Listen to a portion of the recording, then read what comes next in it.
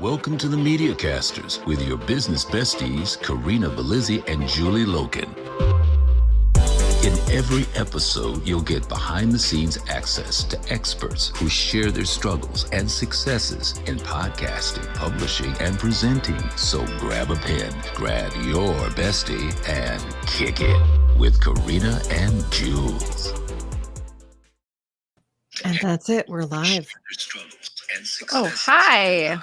This is what confuses me about doing lives. I'm trying to share it on my phone, and it's very confusing, especially if you're blonde. Yeah. Well, no offense, blondes out there. Especially if you're going gray, as I like to say. Well, it's lovely that we're able to do this today as a live stream because we are going to introduce people to someone we got to meet in person at Podfest in the springtime, probably just as I was getting ready to, come down with COVID. Oh my gosh. Should I blame John? You should not blame John, although we'll find out if we should. Yeah. So we're going to be talking today with, I almost want to call him a man of mystery, but it's because the voice that he has is so resonant and mysterious in a way. He's an award-winning performer, a voiceover artist, a professional speaker, and high-stakes performance coach. And he even has a mild disability that makes his role as a voice actor even more mysterious. It is so fascinating. And we're going to find all about John Watkiss. He wrote an amazing book called Listen Notes. The man, the mystery is here. And I want to know how I can improve my voice. As a podcaster, my voice sometimes feels like nails on a chalkboard. So he's going to help us. Maybe he can give us some tips today. Well, I think he will. So we're just going to bring him right to the stage. John Watkiss, welcome to the Mediacasters. Thank you for having me. Welcome. Glad to be here. We don't need to talk today, Karina. Oh, we should just leave it to him. Yeah. As we were getting started, Julie said to me, we need to talk really low. We need to talk low and have some resonance, and articulate our words very properly when John Watkiss is in the house. Well, the good news is I have both hearing aids and a monitor in my ear, so I can hear you clearly. Oh, wow. What do you mean a monitor in your ear? Instead of headphones, I've got a monitor so I can hear you directly in my ear, in addition to the hearing aids. Oh, wow. There's a lot going on in those ears of yours. Story of my life. Oh, my gosh. Now, do I see one of your books featured behind you if you're watching on YouTube, Facebook, or LinkedIn Live? You do. Speaking Notes. Yes, called Speaking Notes, the 8 essential elements to make your speech music to their ears. It shows you how to take the composition of a song and apply it to a speech so that the audience remembers, repeats, and responds to what you say. Okay. So I think, Jules, you said Listen Notes at the beginning, but that's because you're obsessed with Listen Notes, the tool. But let's see. Can you pick it up and show it to all of us? No, I don't know why I said listen. It was because I probably was just checking Listen Notes, which, by the way, is a great tool for all the podcasters out there to check. Clearly? Speaking Notes. Speaking Notes. I'm so sorry, Look at the P on Speaking Notes. It's beautiful. Well, errors happen. I misspelled his name on the live stream. I put 2 S's because I just want to Watkiss. You want to kiss? Okay. You want to kiss John, but I don't know if he has a wife, and that's very unsettling if he does. So I don't, so it's okay. Okay, so that's fine. No one will be unsettled. And I'm seeing in our live stream that Jessica Dalby says she has the book and she loves it. It's an amazing book. So lovely. We can get that on Amazon. Yes, you can. You can get it on Amazon. Well, Speaking Notes, the P in Speaking Notes is a music note itself. So I think a glorious title, glorious book. Now, talk to us about how you do architect a speech as if it was a song. The first step is to find out what the main message is. If you think about music, the most important part of a song is the chorus. It's the central theme of the song, and it's the section of the song that gets repeated over and over. It's the reason the song was written. The same should be true for your speech, your presentation, your talk.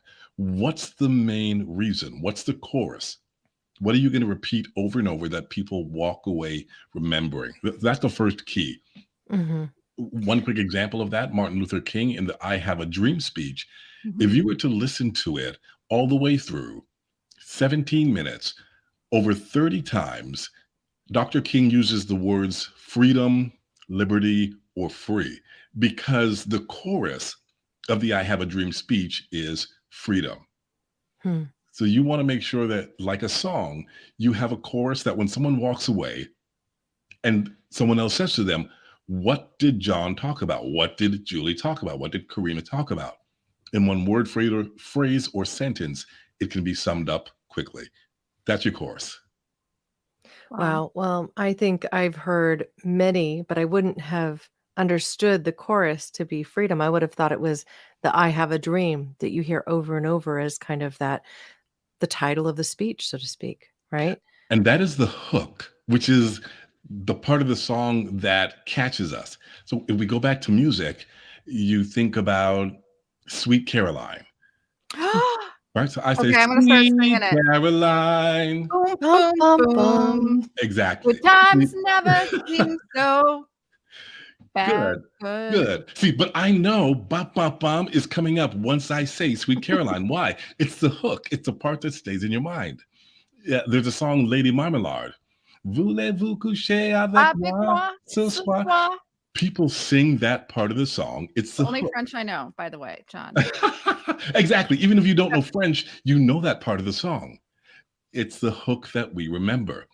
Speeches also have hooks that we remember. So I Have a Dream is a hook. Let me give you another one. Give me liberty. Or give me death. If ask not what your country can do for you. But what Ask you what can you do, can do for your country. country. Right. So those are hooks. Let me see. This takes a certain age range to remember this one. If the glove doesn't fit, Then you must acquit. Must acquit. Yes, there that's you from go. the OJ.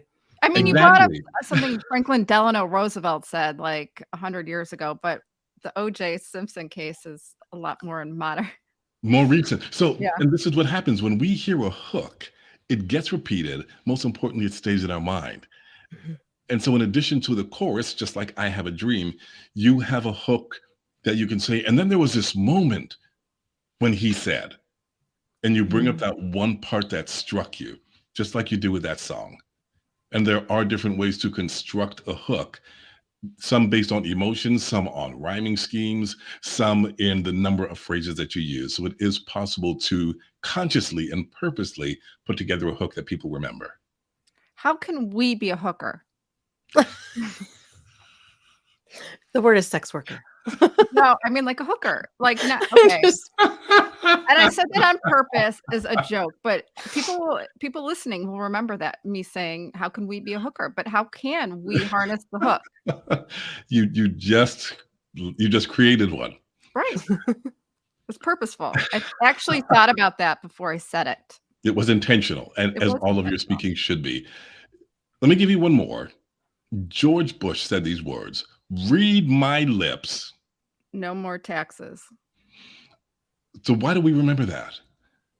It's I didn't because I chose to ignore almost everything he said. Well, here was the main key for it. It was in the news constantly. What George Bush did was he used emotion, Mhm. and emotion is like a sticky note in the brain. If you can say a phrase that is emotional, people will remember it more likely. So that's one of the ways you can create a hook. Mhm. If we go back to give me liberty or give me death and ask not what your country can do, ask what you can do for your country, that's what we call antithesis. In other words, you are putting opposite phrases. And we say this all the time, it's do or die, it's now or never. Hmm. It's part of our language. This makes it easier for us to remember. Johnny Cochran, if the glove doesn't fit, you must acquit, is clearly rhyming. And even if you're not a poet, you can go to Google and type in rhyming dictionary. It's just like a thesaurus that you'll now have at your fingertips, a number of different words that can rhyme. Of course, it has to be strategically placed. You just want to make sure that if you're not great at rhymes, this is the crutch that you can use in order to get it. There's also speaking in threes. Our language revolves around threes: morning, noon, night, Hmm. beginning, middle, end. I Mhm. came, I saw, I I conquered, conquered. life, liberty, the pursuit of happiness. When you think about all these phrases, they're in threes. Our language is built to remember threes. In fact, Winston Churchill said, or we quote Winston Churchill as saying, blood, sweat, and tears. The original quote was, I have nothing to offer but blood, toil, tears, and sweat. Our brain likes to compartmentalize in threes. Hmm. So if you can find threes and combine them with antithesis or combine them with emotion, you're more likely to get a hook that will stick. I'm reminded of a couple things in my Kick work. it and Well, don't quit it. Sorry, I was just thinking about I need to so, kick you have complex stories that you have to tell in the world of nutrition. And so I've worked with a few very bright individuals, and one said simply, the tissue is the issue. And the fact that they rhymed what made it easy, but what we're talking about is absorption. Absorption isn't sexy, right? It's like, oh, you don't absorb the nutrients if it's in this form or that form or whatever. But when you said the tissue is the issue, suddenly people in the room would smile because they're like, oh, I can remember that. And even though it's a somewhat boring topic, like boring to some. I'm just being frank because, like, when you talk to a general public, you're talking about absorption of nutrients. This could be quite boring, right? But if you're able to say, we're cutting out the middle fish, the tissue is the issue, like they're easy to remember, they're taglines in a way. They can almost operate like the slogan of the speech. Is that what Yes, you would say? absolutely. Yes. And that tissue is the issue is a perfect example of a hook. As I was mentioning the whole concept of hook, that's what came back to your brain. And when people say that people will remember the way you make them feel, but not what you say, that's not true. People will remember what you say if you say something significant in a particular Mhm. time. And if you make them feel something with it, they're going to be more likely. Absolutely. So it's a combination. It's just not the feeling. And if you can probably go back to things your parents said and that you ended up repeating and go, oh my goodness, I said I was never going to say that. You remember their words and then you spoke them. So we do remember what people say when it hits a chord. It's choosing the right words. Hmm. So, I mean, going on the theme of music, I think another thing to point out is the simple truth that when somebody speaks in monotone, it also gets quite boring. And so I'm sure there's some work in your book about inflection and use of inflection or volume and when those moments occur, because even the way a song is architected, it's like you have that climactic moment in a way, that the wave of the music. So talk to us about that, like the architecture of the overall speech and how you sound. I dedicate an entire chapter to that specific topic. In music, it is called expression. Mm, And expression is the way that you play a specific note. And when we think about the word crescendo, it's a regular word within our language, but crescendo is actually a musical term that is to increase the volume. Diminuendo or decrescendo is to actually go smaller in the volume. Piano, fortissimo, all of these are terms that we hear, or staccato. When we say that someone is being staccato, then they keep talking like this. It's a musical term. mhm. So there are different ways that you can express it. Now, let me give you an example where people make a mistake when they're speaking because they try to say their most important point loudly. Hmm. Try and imagine this.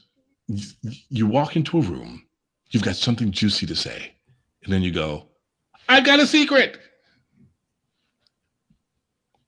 No one does that, right? No, we go, guess what I just found out? So if I'm going to tell you the biggest secret to make your business grow, why wouldn't I lean in and prepare you just like this? So notice the volume went lower as opposed to higher, but it creates intrigue because when we lower our voice, it sounds like we're about to share something that hasn't been said before. We're Hmm. giving away top secrets. That's expression. Also, you've probably seen or maybe heard of the Seinfeld episode where someone asked the question, why would Jerry be coming?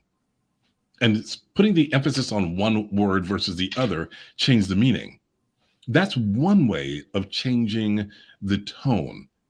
You can also, though, add emotion.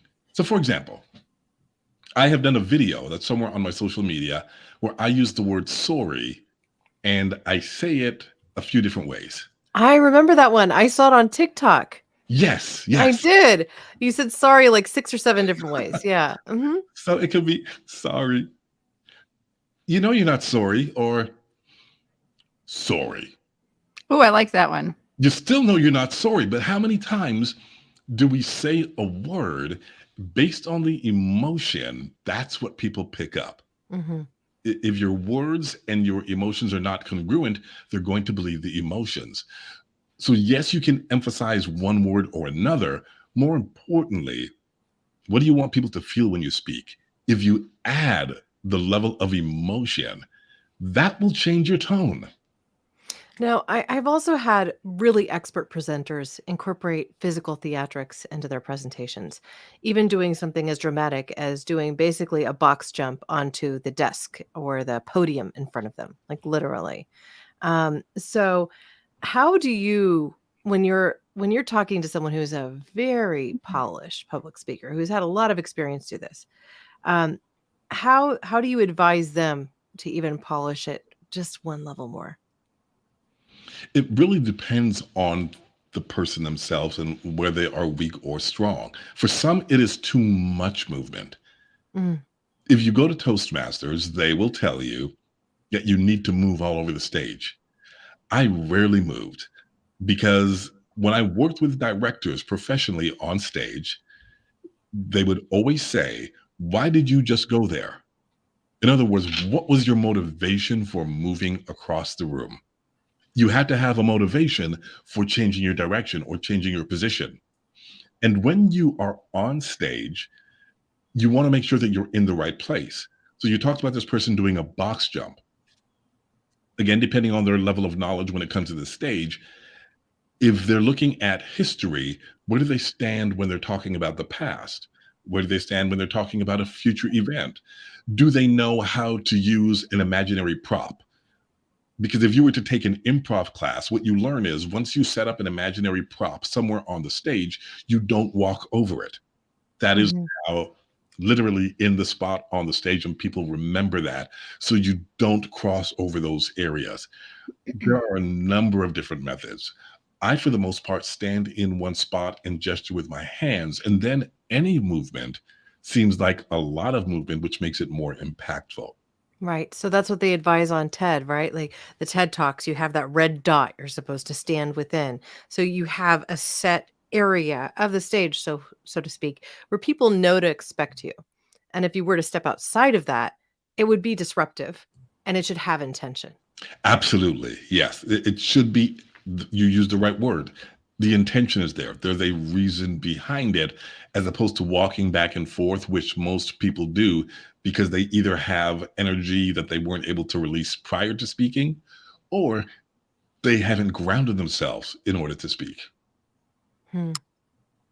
I am a public speaking novice, and there's a lot of energy, even on this podcast. When I podcast, and Karina probably drives Karina crazy, just me moving around. And I've tried to be more focused and still and speak from my diaphragm.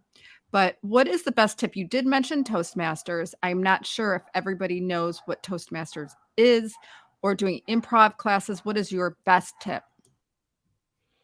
I like Toastmasters, and Toastmasters is a group that focuses on public speaking. If you are a brand new public speaker, I recommend Toastmasters, mostly because you meet on a weekly basis and you get an opportunity to practice your speaking. There is nothing more important. Well, I'll rephrase that. The second most important activity you can do to improve your public speaking is to keep speaking. The most important is to get feedback on that speaking, because practice doesn't make perfect, it makes permanent. So if you keep practicing the wrong technique, you'll become exceptional at doing things the wrong way, which is why the feedback is the key. That you practice, you get feedback, you adjust. Practice, feedback, adjust. This is one of the reasons I actually really like Clubhouse and some of those pitch slam rooms, because people can get feedback and adjust, and even just a short format. Plus, it takes the edge off of the physical appearance. Like, you don't have to worry, like, do I look like an idiot, right? I mean, your head is sometimes your worst enemy when it comes to public speaking, because you'll sit there and belittle yourself. Oh, I have a spot on my pants. Everyone's going to see it. I mean, they're not going to remember that. You should not go on stage if you have a spot on your pants. There are I'm days just, when you may need to. I have gone on you with know, socks that didn't match. I It's love that. I had a zipper fail and a jacket that I had to Oh wear my on God. top of it, and then because it was so hot in the room, it started to affect me. So I was like, gosh, well, the zippers failed in the back. I'm just gonna make a joke of it, because I'm not gonna go on do this whole presentation sweating like mad and then having that actually add to my nervousness. So I just said, I'm gonna make a joke of it. I'm gonna share this with the audience. It's not like I'm revealing anything crazy, but, you have these moments and people want to know you're a real person when they're getting ready to see you speak too. So it's all, I think, in how you handle it. It's about connecting. So you are connecting with your audience. Mhm. Everything John has mentioned. And my dog, so And sorry. Violet wants to be a part of the She conversation. does. She really does. She's saying, I hear this voice. He sounds commanding. He sounds like an alpha dog. I'm just going to keep barking. But so I apologize for that. But it's super interesting, you know. Well, let me just backtrack. I mean, the power of connection and doing that through your voice, John. Number one, the thing I see the most fascinating about you is that you you are compromised in terms of your hearing. You wear two hearing aids, and yet your voice is everything. That is how you not only connect with everybody, but it's your livelihood. I'm fascinated with that backstory. Knew that I had lost my hearing when I was 26. That was half my lifetime ago, which means that I'm 52 if you're trying to calculate. Hmm. And this is when I started my public speaking career full time. Prior to that, I was an assistant conductor for a choir, a 110 voice choir that traveled both in Canada and the US. And there was a loud music. I know it seems like an odd thing when you're thinking of choir. Loud music, big speakers, and I didn't wear hearing protection. As a result, I lost a lot of my ability to hear. So at age 26, when I was starting my speaking career, I went to the ear, nose, throat specialist in order to just get a gauge of where I was. And during the test, he asked me to repeat a few words, which I did. And then I could see his eyes close just a little bit, put his hand over his mouth and said, repeat after me. Mhm. And I couldn't. He said, you have been reading lips all this time. Oh, wow. So I didn't recognize, I had a feeling I was losing hearing. I didn't recognize the extent of it. And I didn't know how I was compensating for it. So I have learned to be a very attentive listener, because if I don't watch you for all of your lip movements, I will misunderstand words. Mm. And that has caused me to focus more and be fully and completely present in my conversations. That completely changes the way that I communicate. And then, fortunately, being blessed with a singing voice, and a voice, by the way, that has changed since I was 26. I have been able to use the gifts and the ability to listen and the musicality to add to my voice. Yeah. Well, I have to say, you're helping me respect more the issues my father has confronted with being, well, he's hearing impaired mostly from being a musician, a bass guitarist for his whole life, right? So all those low frequencies. That'll do it. Yeah. He refuses to wear hearing aids. And so I am battling that with him because he can't hear or understand half of what we say if we're in mixed company. It needs to be Well, like a one-on-one. I another connection. My father went deaf after hernia surgery, and my mother's deaf in one ear. So when they're driving, they're both deaf in the one ear. So what they can't hear anything that they're saying because they're and deaf in that ear. sometimes you are thankful for that. Yeah, for sure. So this is like a real thing, and people don't even realize when you said you were compensating for your hearing and you didn't even know it. Yes. That's so powerful. What I also didn't recognize is that lack of hearing led me to anxiety when it came to being out and just connecting with people. I would, and again, I've just recently got these hearing aids a little bit more than a year ago. Hmm. I had neighbors who always wanted to talk, but they wanted to talk from a distance. So they would wave, I would wave, and I would try to keep going. Then it got to the point where there was another way around. So I would wave past them, walk around the building in order not to have another conversation with them. When I got the hearing aids and they started speaking to me from afar, I was completely engaged in the conversation because I could hear. I didn't recognize the impact and the social anxiety that I was having just with conversations because I hated, can you say that again? Can you say that again? By the way, it's horrible for intimate relationships because someone whispers something in your ear, you've got to stop the mood and say, what? It's not good. You Well, lost a lot of girlfriends that way, didn't you, John?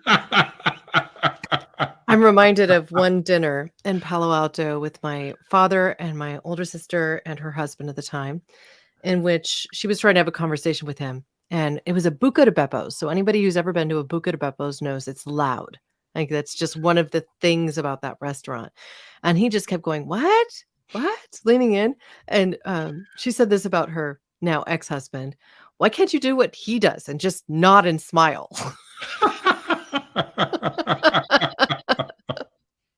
That should have been writing on the walls for their relationship, but Oh my goodness. my Yeah. father really can't hear in mixed settings, so he does this and sometimes even this, like with Oh wow. two Wow. hands, like You need it's some hearing aids. Yeah. Well, maybe. and now the Maybe. hearing aids, you can adjust them so that if you're in a restaurant, it actually has a restaurant setting that filters out restaurant type noise. I was in the pharmacy yesterday and I heard a voice say, how can I help you? And I said, oh, no, I'm fine. And I turned around and she wasn't talking to me. She was on the Oh, phone, but I could hear the you can. conversation That's so amazing. clearly. That's a superpower right there. Oh, my And goodness. you really do inspire us, both Korean and I. Your story inspires us, your book inspires us. Your voice is so inspiring. And, you were our go-to guy in terms of being a voice actor for podcast intros and outros. Maybe we can share that with everybody at some point when we get permission. But we just not only sit in awe of someone that you have disability, you have had those bumps in the road, but you keep on going. You keep on going. You are using your voice to make a difference in the world. We're grateful to know you. And Karina, you want to get him to do our favorite thing? Our favorite thing. Yeah, it is our favorite thing because we call each other up and just say these two words to each other, and then hang up all the time. So you said 2 words, and that's kick it. But with feeling. Wait, we and really need you to bring your on your A voice. game. Bring in your Bring on your voice. A A game. game. What's Kick the it. emotion you want? Kick it. Kick it. Maybe you Kick can give us, it. 6 versions like you did for the sorry. Oh yeah, do 6 versions like sorry. Sorry. Kick it. Kick it. Kick it. Kick it. That's perfect. That was amazing. You're amazing. Thank you so much, John. It Thank is such you. a pleasure. I enjoyed being here and hopefully get another chance to talk. We will. That We is will. a deal. Pinky Yeah. swear. I'm all in. Okay, can you stick around for a minute? I'm just going to do the rap. Absolutely. The rap. Not like the Thanks for listening to another episode of The Media Casters. You can keep this conversation going and kick it with Karina and Jules in live office hours each week. Visit themediacasters.mn.co to sign up. And don't forget to rate, review, and subscribe whenever you listen. Let's kick it.